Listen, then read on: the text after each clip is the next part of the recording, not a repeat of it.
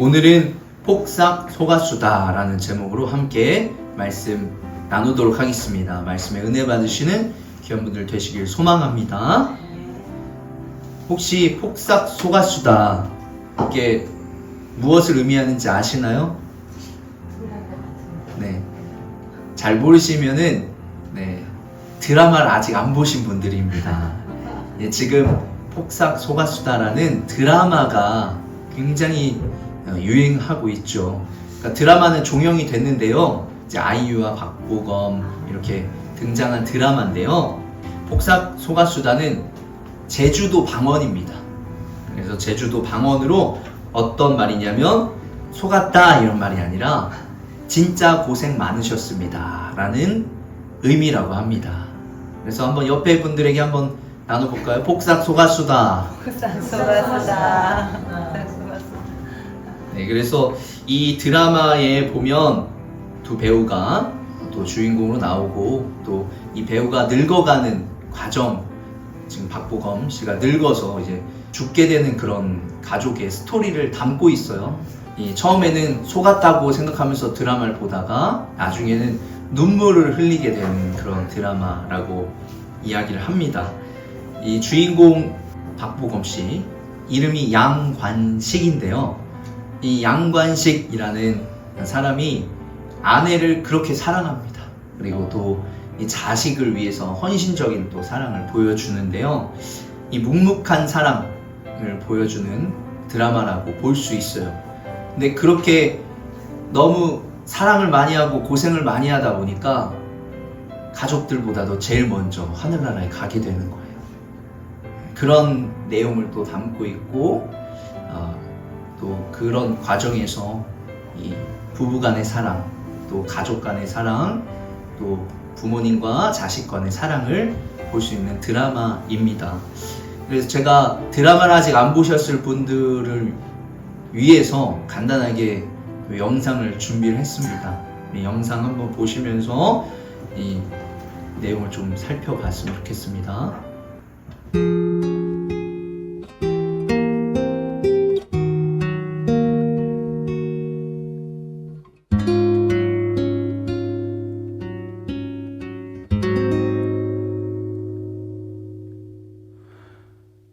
하염없이 그댈 생각하면 생각할수록 선명해지는 초라한 나의 마음 하나 언제나 처음과 같은 기다림 하나 이름을 불러주세요. 이 순간이 영원할 것 같아요. 가끔 짓궂은 농담 같은 이 세상에 우리 한 번 길을 잃고 다시 기다린다도 괜찮아요.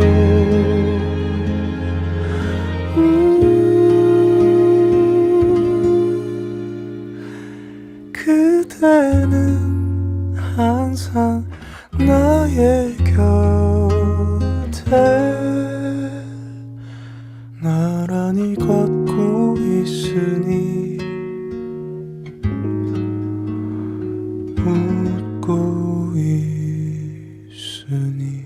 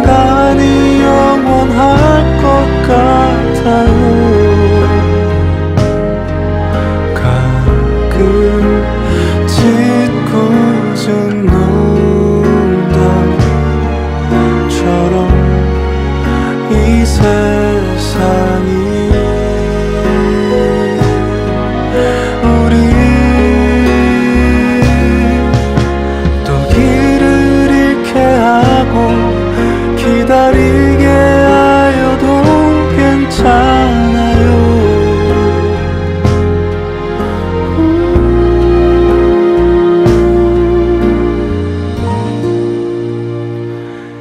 내 곁에 그대, 나의 그대,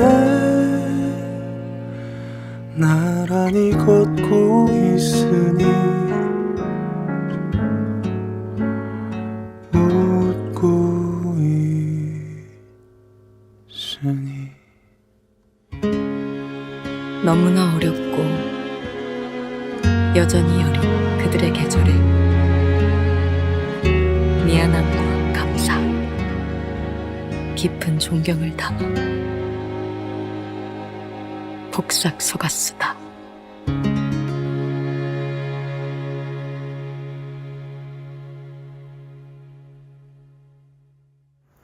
저는 이 드라마를 통해서 또 같이 나누고 싶은 내용이 예수님의 끝없는 사랑에 대해서 함께 또 나누고 싶었습니다. 예수님의 그 사랑을 드러내는, 나타내는 또 드라마이지 않나 생각을 해보게 되었습니다. 요한복음 3장 16절에 하나님께서 세상을 이처럼 사랑하사 외아들을 주셨으니 이는 그를 믿는 자마다 멸망하지 않고 영생을 얻게 하려 하는 것이라. 하나님께서 아들을 세상에 보내신 것은 세상을 심판하려는 것이 아니라 아들을 통하여 세상을 구원하시려는 것이다. 하나님께서는 우리들을 사랑하셔서 자신의 독생자 아들 예수 그리스도를 이 땅에 보내주셨죠.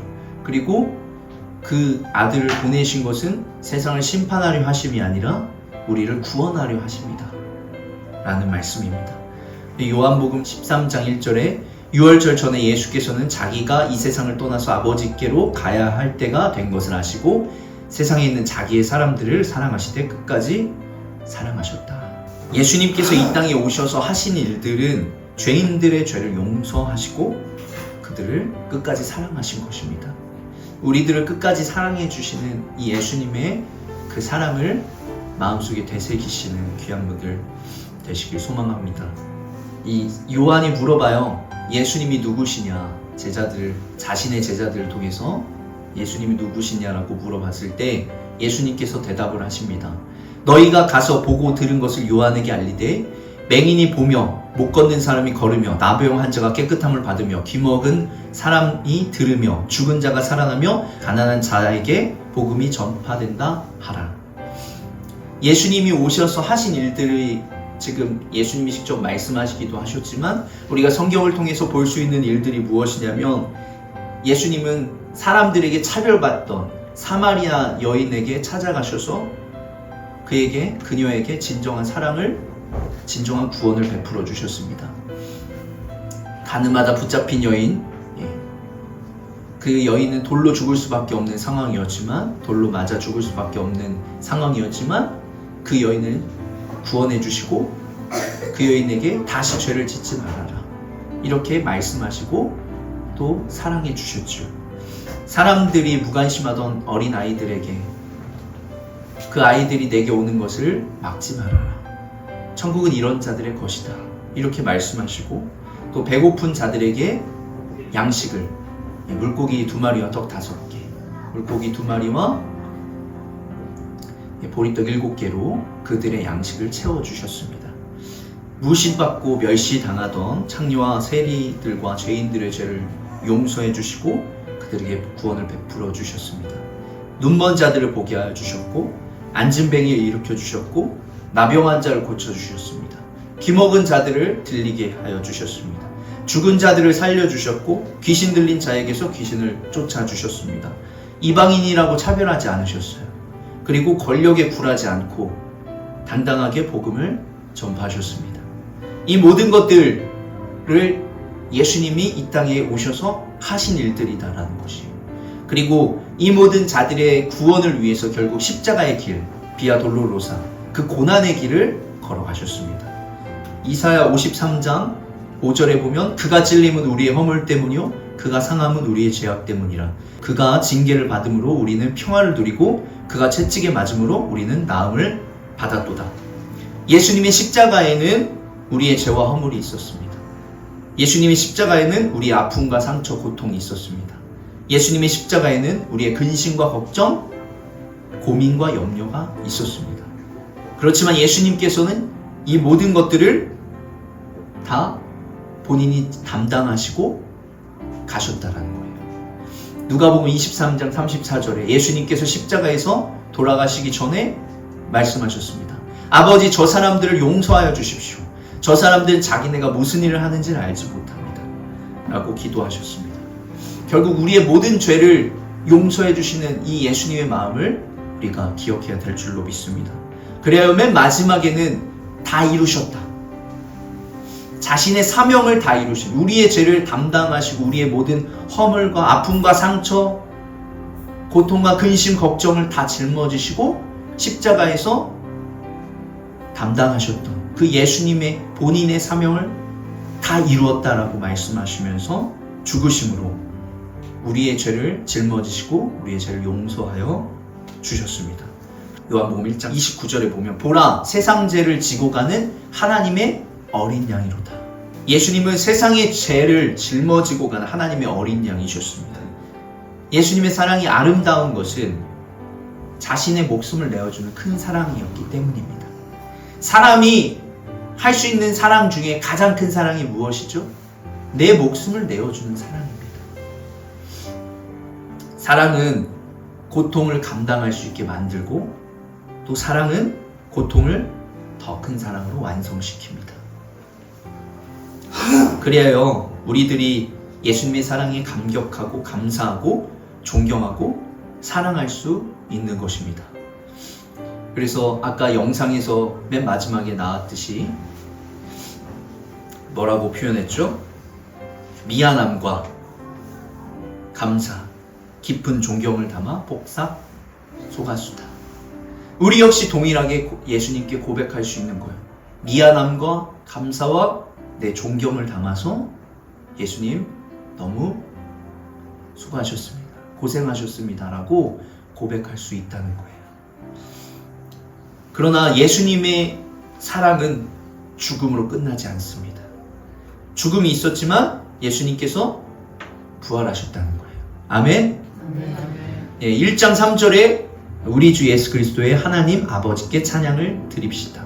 하나님께서는 그 크신 자비로 우리를 새로 태어나게 하셨습니다. 그리하여 그는 죽은 사람들 가운데서 예수 그리스도가 부활하심으로 말미암아 우리로 하여금 산 소망을 갖게 해주셨으며, 예수님의 부활은 우리로 하여금 무엇을? 소망을 갖게 하신다는 거예요. 우리가 이 땅을 살아가는 소망을 갖게 하여 주신다. 우리에게 있는 어두운 밤이 지나갈 것이다. 우리에게 있는 추운 겨울이 지나가고 봄이 올 것이다. 우리에게 기쁨을 주시고 소망을 주시고 생명을 주시고 승리를 주시는 것입니다. 그래요, 베드로전서 6절부터 8절까지를 보면, 그러므로 여러분이 지금 잠시 동안 여러 가지 시련 속에서 어쩔 수 없이 슬픔을 당하게 되었다 하더라도 기뻐하십시오. 7절, 하나님께서는 여러분의 믿음을 단련하셔서 불로 단련하지만 결국 없어지고 마는 금보다 더 귀한 것이 되게 하시며 예수 그리스도께서 나타나실 때 여러분에게 칭찬과 영광과 존귀를 얻게 해주십니다. 8절, 여러분은 그리스도를 본 일이 없으면서도 사랑하며 지금 그를 보지 못하면서도 믿으며 말로 다 표현할 수 없는 즐거움과 영광을 누리면서 기뻐하고 있습니다. 지금 이게 오늘 부활의 아침에 하나님께서 우리에게 주시는 말씀이라는 거예요. 예수님께서는 우리에게 고통과 아픔, 상처를 주시고자 하지 않으셨다는 거예요. 8절의 말씀처럼 우리가 예수 그리스도를 본 일이 없지만 사랑하고 있고 믿고 있고 말로 표현할 수 없는 즐거움과 영광을 누리면서 기뻐해야 된다라는 것이에요. 이것이 부활이 우리에게 주는 메시지다라는 거예요. 마태복음 11장 28절에 수고하고 무거운 짐진 자들아 다 내게로 오라. 내가 너희를 쉬게 하리라. 그러하기에 우리들은 어떻게 해야 되냐? 우리의 삶 가운데 여러 가지 시련과 고통 가운데에서 어떻게 해야 된다고요? 예수님께 나아가야 되는 것이에요. 결국 예수님께서는 우리들을 쉬게 해주실 것이고 우리에게 구원을 베풀어 주실 것이기 때문입니다. 예수님께서 부활하셨기에 우리의 죄는 끝났습니다. 우리의 절망도 끝나고 죽음도 끝났다라는 것이에요. 로마서 8장 38절 39절입니다. 우리 같이 한번 고백해 볼까요? 같이 읽겠습니다. 나는 확신합니다. 죽음도 삶도 천사들도 권세자들도 현재일도 장래일도 능력도 높음도 깊음도 그 밖에 어떤 피조물도 우리를 우리 주 예수 그리스도 안에 있는 하나님의 사랑에서 끊을 수 없습니다. 아멘. 이 세상의 그 어떤 것도 하나님의 사랑에서 우리를 끊을 수 없다고 지금 고백하고 있습니다. 이 38절이잖아요. 그 위에 뭐라고 나와 있어요? 그러나 우리는 이 모든 일에서 우리를 사랑하여 주신 그분을 힘입어서 이기고도 남습니다. 그리하여 우리가 예수님을 힘입어 하나님을 힘입어서 날마다 하루하루의 삶이 승리하는 삶이 되어야 된다는 거예요. 그 고백이 여러분에게 있기를 간절히 소망합니다. 말씀을 마무리합니다. 히브리서 3장 1절입니다. 그러므로 하늘의 부르심을 함께 받은 거룩한 형제 자매 여러분, 우리가 고백하는 신앙의 사도요 대제사장이신 예수를 깊이 생각하십시오. 사랑하는 여러분, 예수님을 깊이 생각하시길 소망합니다. 예수님의 그 사랑과 희생, 그 따뜻한 마음, 그 숭고한 정신을 깊이 생각할 수 있는 여러분들이 되시길 소망합니다. 예수님의 사랑에 힘입어서 기쁘고 즐겁게 살아가실 수 있는 소망을 가지고 믿음으로 승리하며 살아갈 수 있는 여러분들이 되시길 간절히 소망합니다. 오늘 하루도 이 마음을 가지고 이 믿음을 가지고 살아낼 수 있는 여러분들이 되시길 소망하고 하루하루 승리하는 삶을 살아갈 수 있는 분들이 되시기를 주의 이름으로 축복합니다. 아멘. 그리하여 아까 맨 마지막에 나왔던 것처럼 우리 같이 한번 따라해 보시면 좋겠습니다. 미안함과 감사, 깊은 존경을 담아 복삭 속았수다. 예수님 진짜 고생 많으셨습니다. 아멘. 이렇게 고백하시면서 예수님의 사랑을 늘 마음에 새기시며 살아가실 수 있는 귀한 분들 되시길 주의 이름으로 축복합니다. 아멘. 아멘.